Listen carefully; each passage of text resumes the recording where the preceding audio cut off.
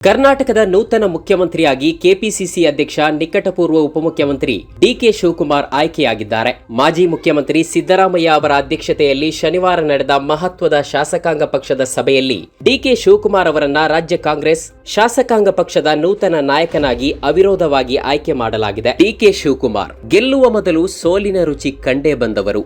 ರಾಜ್ಯದ ಮುಖ್ಯಮಂತ್ರಿಯಾಗೋದು ಅವರ ಬಹುಕಾಲದ ಕನಸು. ಮತ್ತದನ್ನ ಪಟ್ಟು ಹಿಡಿದು ಬಯಸಿದಾಗಲೆಲ್ಲ ಕೈ ತಪ್ಪುತ್ತಲೇ ಬಂದ ನಿಧಿಯಂತಿತ್ತು.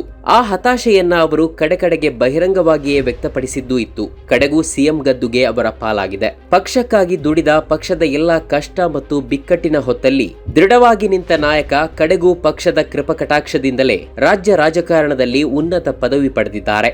ವಿದ್ಯಾರ್ಥಿ ನಾಯಕನಾಗಿ ರಾಜಕೀಯ ಶುರು ಮಾಡಿದ್ದವರು ಈಗ ಸಿಎಂ ಹುದ್ದೆಗೆ ಏರಿದ್ದಾರೆ. ತಮ್ಮ 27ನೇ ವರ್ಷದಲ್ಲಿ ಮೊದಲ ಬಾರಿಗೆ ಶಾಸಕರಾದ ಅವರು ಈಗ 64ನೇ ವಯಸ್ಸಿಗೆ ರಾಜ್ಯದ ಮುಖ್ಯಮಂತ್ರಿಯಾಗುತ್ತಿದ್ದಾರೆ. ತಮ್ಮ ರಾಜಕೀಯದಲ್ಲಿ ಡಿಕೆ ಶಿವಕುಮಾರ್ ಈವರೆಗೆ ಎದುರಿಸಿದ 10 ಚುನಾವಣೆಗಳಲ್ಲಿ ಸೋತದ್ದು 2 ಸಲ ಮಾತ್ರ.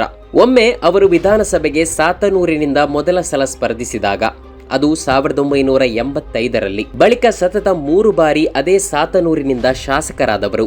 ಕನಕಪುರ ಲೋಕಸಭೆ ಕ್ಷೇತ್ರದ ಉಪಚುನಾವಣೆಯಲ್ಲಿ ಕಣಕ್ಕಿಳಿದು 2ನೇ ಸೋಲು ಕಂಡರು. 2002ರ ಆ ಸೋಲಿನ 2 ವರ್ಷಗಳ ಬಳಿಕ ಮತ್ತೆ ಶಾಸಕರಾಗಿ ಗೆದ್ದವರು. ಆನಂತರ 2023ರವರೆಗಿನ 4 ಚುನಾವಣೆಗಳನ್ನ ಗೆದ್ದಿದ್ದಾರೆ. ದೇಶದ ಅತಿ ಶ್ರೀಮಂತ ರಾಜಕಾರಣಿಗಳಲ್ಲಿ ಒಬ್ಬರಾಗಿರುವ ಡಿಕೆ ಶಿವಕುಮಾರ್ ಇಡಿ, ಸಿಬಿಐಗಳಂತಹ ವಿಪತ್ತುಗಳ ನೆರಳಿನಡಿಯೇ ರಾಜಕೀಯದಲ್ಲಿ ದೊಡ್ಡ ದನಿಯಾಗಿದ್ದಾರೆ.